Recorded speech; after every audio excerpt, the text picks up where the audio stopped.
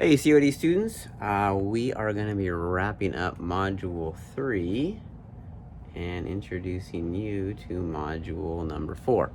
So with Module number 3, most of you did a great job. The two calculations for questions 1 and 2, that was great. It showed me that you had done that portion of the reading and that you understood how to get those values, so good job there. For question number 3, most of you did very well. Again, what I was looking for you to demonstrate to me is that you understood exercise that would be appropriate or even kind of ideal for improving cardiorespiratory fitness. So, if you told me that hiking would be a good exercise for you and then went on to explain why hiking would be a good exercise for you, either because it passed the talk test and how it did, or where it came out on the RPE, the rate of perceived exertion scale, or the Borg scale, that's what I was looking for. So some of you either got docked a couple points, or if it continues, you will get docked points if you just said one sentence type explanation and didn't show me that you understood why. I mean, you gave me an activity, so theoretically you have a reason why that activity was appropriate, but you got to explain to me why again, so that I understand that you're understanding the reading. So we're going to move forward into Module 4, and just kind of, if you gave me a one sentence, two sentence answer, step up your game a little bit and give me a little more. I'd rather you write too much and give me too much reasoning than too little. So you're going to be looking at muscular fitness for Module number 4. So you're going to be completing the reading, obviously. That's the first part of the assignment. And then the second part of the assignment, well, let's first look at the reading. So there's a couple interesting things that we can go through here. The 3 different types of muscle. So you have skeletal muscle, cardiac muscle, and smooth muscle. Cardiac muscle is just like it sounds, right? It's the muscle that makes up the heart. Skeletal muscle, responsible for the movement of your body. So it's probably the muscle you're most familiar with when you think about muscle. The other one being smooth muscle, which largely makes up the organs of your body. Blood vessels, that type of thing. Then you are going to get in another section about, I believe the next interesting thing I wanted to point out, different types of exercise, concentric versus eccentric. So concentric is typically, again, what most people think about, right? If we're doing a bicep curl and they're bringing the weight, see if I can angle this here, right? If I'm bringing the weight this direction here, right? That's a concentric movement right there. Eccentric is the lowering phase of an exercise. And whether you stress the concentric or eccentric can be dependent upon what your goals are and what you're looking to do. So you'll read through there. Muscle fiber type is very interesting. So you have type 1 or type 2 muscle fibers. Type 1 is our slow twitch, how they call it, slow twitch muscle fibers, and type 2 is fast twitch. Now we're all just born with a certain percentage of type 1 and type 2 in different muscle groups. And it's somewhat evident. It's interesting because it's somewhat evident in the activities maybe you are better at or that you excel at, right? If you're someone who is a good sprinter and can do that explosive type movement, you probably have a greater percentage of type 2 muscle fibers, the fast twitch.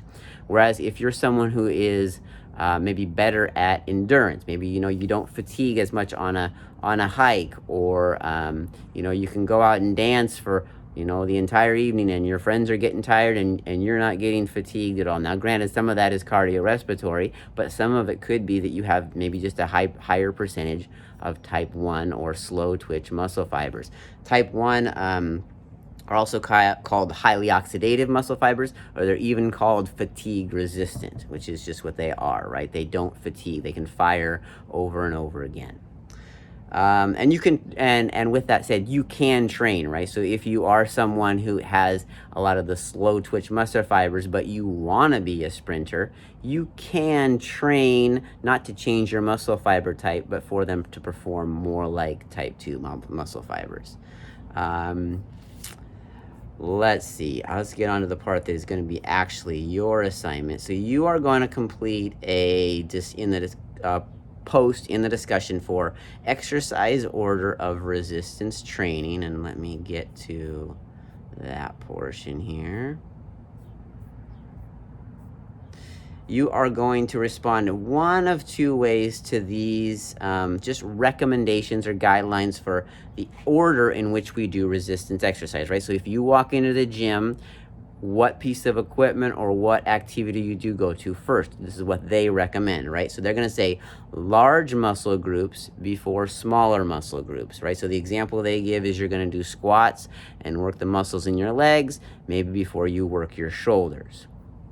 Okay, multiple joint exercises performed before a single joint exercise, right? So if you are, this comes about with maybe you're going to do cleans or lunges, push press, that type of thing, things that involve the whole body. You're going to do those first before you concentrate on a muscle group, and maybe just like we were talking about with the eccentric and concentric, just work your biceps, right? You're going to do multi-joint exercises before you get down to single joint for the biceps being the elbow. It says total body exercises, again, before basic strength. So that's similar to what we just talked about. Talk about alternating between upper body and lower body exercises, right? So if you're in the gym and maybe on Monday you're going to work on legs, and on Tuesday you're going to work chest. Or they talk about alternating between an agonist and antagonist muscle groups. So an example of that would be, again, let's go biceps just because it's easy for me to show. Biceps, right?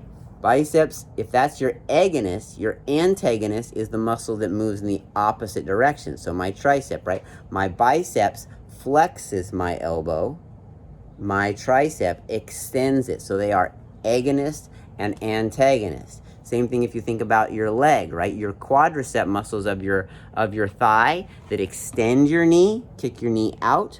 If that's the agonist, then your hamstrings, which curl or flex your knee, are the antagonist. And so they're saying, again, on different days you would work different groups, right? So let's take the leg example, right? So if Monday you're going to work your quads, then maybe you come back Tuesday or Wednesday and you work your hamstrings.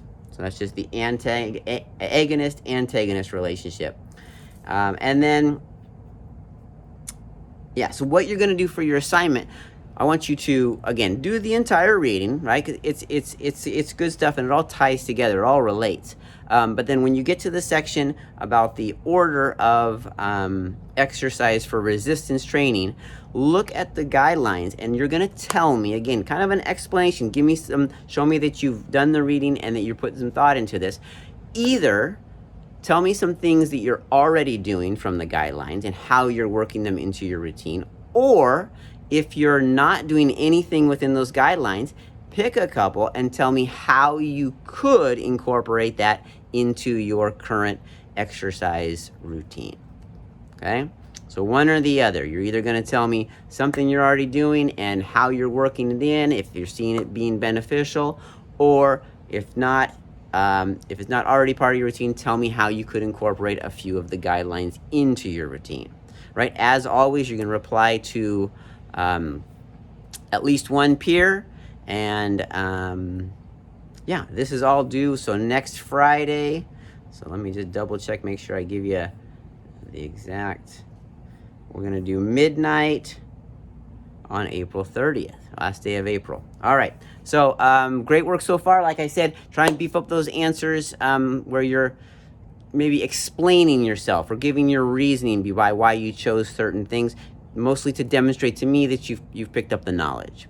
All right, have a great week, and I will talk to you later.